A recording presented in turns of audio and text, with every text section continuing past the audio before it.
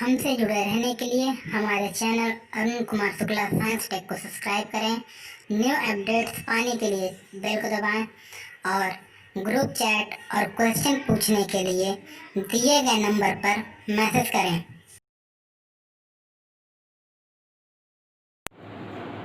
प्यारे बच्चों, आज हम लोग चैप्टर ठोस अवस्था से संबंधित जो टॉपिक है बिंदु दोष पॉइंट डिफेक्ट का अध्ययन करेंगे। आज हम लोग बिंदु दोष के बारे में सीखेंगे। बिंदु दोष क्या है, पहले इसको जान लें।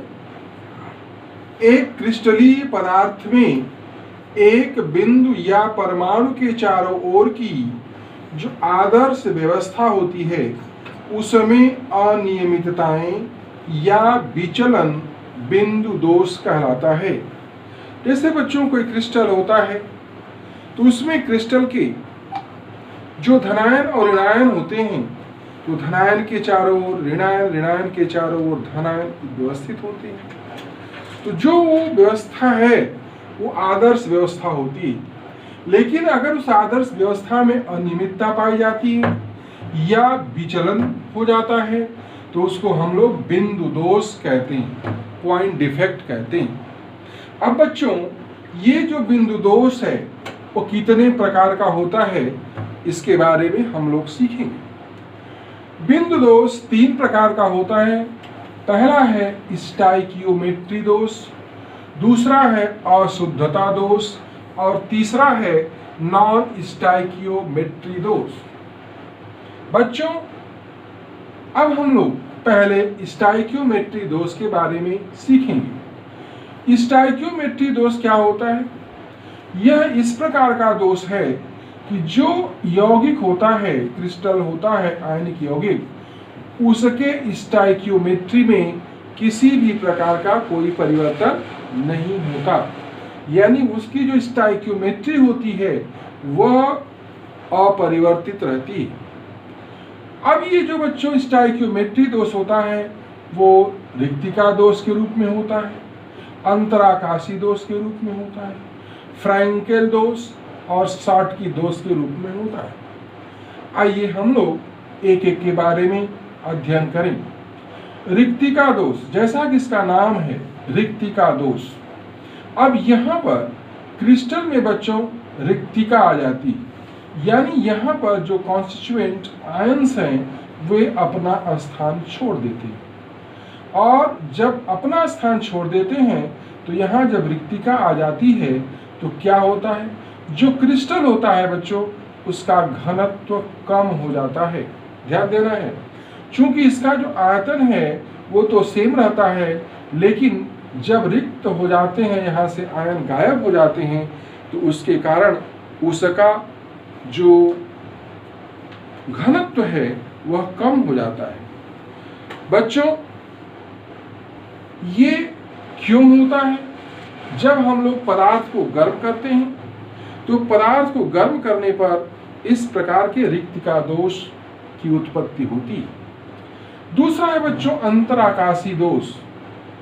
अंतराकाशी दोष, जैसा कि इसका नाम है, इसमें जो कॉन्स्टिट्यूएंट्स आयन हैं वे अंतरावकाशों में चले जाते हैं। देखिए यहाँ पर ये आयन और ये आयन अंतरावकाश में चला गया है। तो अंतरावकाश में आ जाने के कारण इसका जो घनत्व है वो बढ़ जाता है, चूंकि इसका आयतन वही रहता है। लेकिन जब अंतरावकाश में कॉन्स्टिट्यूएंट पार्टिकल आ जाते हैं तो घनत्व का मान बढ़ जाता है। अब बच्चों, ये अनआयनिक दोष ठोसों में दिखाई पड़ता है। ऐसा जो दोष होता है वो अनआयनिक ठोसों में दिखाई पड़ता है। अब बच्चों, ध्यान ये देना है कि ये जो दोष होते हैं इनसे जो विद्युत उदासीनता होती है वो बनी रहती है। यानी इनमें जो कॉन्स्टिट्यूएंट पार्टिकल्स होते हैं उनके जो चार्जेस होते हैं किसी भी प्रकार का कोई परिवर्तन नहीं होता और विद्युत उदासीन रहती है। आइए अब हम लोग फ्रैंकल दोष के बारे में अध्ययन करें। फ्रैंकल दोष को बच्चों विस्थापन दोष भी कहते हैं। क्या कहते हैं? विस्थापन दोष भी कहते हैं, डिस्प्लेसमेंट डिफेक्ट भी कहते हैं। इसमें क्या होता है बच्चों, सामान्यतया धनायन, देखिए यहाँ पर ये पॉजिटिव आयन है, ये धनायन अपने स्थान को छोड़ करके अंतरावकाश में चला जाता है। अपना स्थान छोड़ दिया और अपना स्थान छोड़ने के बाद ये कहाँ चला गया? अंतरावकाश में चला गया, यानी अपने वास्तविक स्थान को इसने छोड़ दिया। और जब ये अपने वास्तविक स्थान को छोड़ देता है यानी विस्थापित हो जाता है, तो इस विस्थापन के कारण ही इसको हम लोग विस्थापन दोष भी कहते हैं। अब यहाँ पर बच्चों एक प्रश्न है कि ये धनायन ही क्यों जाता है अंतरावकाश में? तो उत्तर इसका होता है क्योंकि जो धनायन का आकार होता है बच्चों वो छोटा होता है। ऋणायन का आकार क्या होता है? बड़ा होता है। और जो धनायन का आकार छोटा होने के कारण ये कहाँ चला गया? अंतरावकाश में चला गया। अब बच्चों अगर ध्यान से देखें तो इसके घनत्व में किसी भी प्रकार का कोई परिवर्तन नहीं होता। क्यों? क्योंकि ये धनायन यहाँ से उठकर केवल अंतरावकाश में चला गया। तो इसका जो मास है टोटल और वॉल्यूम वो तो वही है जो पहले जैसा है। तो इसके घनत्व में किसी भी प्रकार का कोई परिवर्तन नहीं होता, यानी ठोस के घनत्व में कोई अंतर नहीं आता। लेकिन बच्चों ध्यान ये रखना है, यह उनमें पाया जाता है, उन यौगिकों में पाया जाता है जिनमें धनायन का आकार छोटा होता है, जैसे zinc sulphide, AgCl silver chloride, silver bromide, silver iodide. इनमें जो जिंक आयन या सिल्वर आयन है इनका आकार ऋणायनों की तुलना में छोटा होता है, इसलिए यहाँ पर फ्रैंकल दोष पाया जाए। अब बच्चों जो दूसरा है उसको हम लोग शॉटकी दोष कहते हैं। अब हम लोग शॉटकी दोष के बारे में सीखेंगे। शॉटकी दोष में क्या होता है बच्चों, इसमें एक धनायन और एक ऋणायन अपने स्थान से गायब हो जाते हैं। जैसे यहाँ देखो, एक धनायन यहाँ पॉजिटिव और यहाँ से एक ऋणायन अपने स्थान से गायब हो गए। अब बच्चों एक चीज ध्यान रखना है, यहाँ पर धनायन और ऋणायन की साइज जो है लगभग बराबर होती है, यानी यह उन ठोसों में पाया जाता है जिनमें धनायनों और ऋणायनों की जो साइज होते हैं लगभग बराबर होते हैं। और एक चीज और ध्यान रखना है, ये जो गायब होने वाले धनायन और ऋणायन हैं उनकी संख्या भी बराबर होती है। तो यह बच्चों एक रिक्तिका दोष की भांति है। शॉटकी दोष किस दोष की भांति है?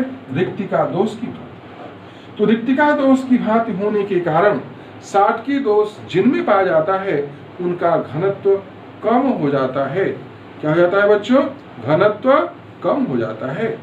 अब बच्चों यहाँ पर एक चीज ध्यान रखना है कि यह किन ठोसों में होगा, शॉटकी दोष किन दोषों में पाया जाएगा? तो sodium chloride, potassium chloride, caesium chloride, silver bromide में पाया जाता है। यहाँ पर धनायनों और ऋणायनों की त्रिज्याएं बराबर होती हैं, लगभग बराबर होती हैं। एक चीज महत्वपूर्ण है बच्चों कि ये 10⁻16 आयनों में एक शॉटकी दोष होता है, यानी 1 सेंटीमीटर क्यूब में बच्चों 10⁻6 शॉटकी दोष पाए जाते हैं और 1 सेंटीमीटर क्यूब में 10⁻22 आयन्स होते हैं। इसका मतलब क्या हुआ कि 10⁻16 आयनों में एक शॉटकी दोष होता है, यानी 10⁻22 आयन में 10⁻6 शॉटकी दोष होते हैं। तो 10⁻16 आयनों में एक शॉटकी दोष होता है। एक शॉटकी दोष का मतलब 1 धनायन 1 ऋणायन, यानी एक जोड़ा, ध्यान रखना है 1 पेयर। एक और महत्वपूर्ण बात बच्चों है कि सिल्वर ब्रोमाइड एक ऐसा यौगिक है जिनमें फ्रैंकल दोष भी पाया जाता है और शॉटकी दोष भी पाया जाता है। तो सिल्वर ब्रोमाइड में शॉटकी और फ्रैंकल दोनों प्रकार के दोष पाए जाते हैं। अब हम लोग बच्चों अशुद्धता दोष के बारे में पढ़ेंगे। जैसा कि नाम है अशुद्धता, यानी ये अशुद्धि के कारण होती है। जैसे यहाँ पर बच्चों हमने लिखा है कि स्ट्रांसियम क्लोराइड युक्त सोडियम क्लोराइड या कैडमियम क्लोराइड युक्त सोडियम सिल्वर क्लोराइड का ठोस विलयन। अब यहाँ पर बच्चों क्या होता है कि जैसे ये NaCl का क्रिस्टल है और इसमें स्ट्रांसियम क्लोराइड मिलाया जाता है, तो यहाँ पर स्ट्रांसियम के ऊपर 2 धनावेश होते हैं, तो 2 सोडियम आयन यहाँ से गायब होते हैं, यानी कि लुप्त होते हैं। एक सोडियम आयन यहाँ से और एक सोडियम आयन यहाँ से।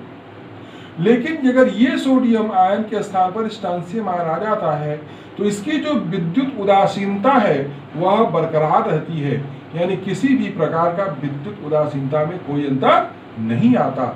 लेकिन सोडियम आयनों के हटने से, यानी स्ट्रांसियम आयन के आने से, यानी ये अशुद्ध हो जाता है, जिस कारण से इसे हम अशुद्धता दोष भी कहते हैं। अब बच्चों हम लोग बात करेंगे नॉन स्टाइकियोमेट्री दोष के बारे में। नॉन स्टाइकियोमेट्री दोष क्या होता है बच्चों? यहाँ पर जो हमारा अनुपात है धनायन और ऋणायन का, उसमें अंतर आ जाता है, यानी ये स्टाइकियोमेट्री दोष से भिन्न होता है नॉन स्टाइकियोमेट्री दोष। जैसे बच्चों ये दोष 2 प्रकार का होता है, धातु आधिक्य दोष और धातु न्यूनता दोष। यहाँ पर धातु आधिक्य दोष 2 प्रकार से होता है बच्चों।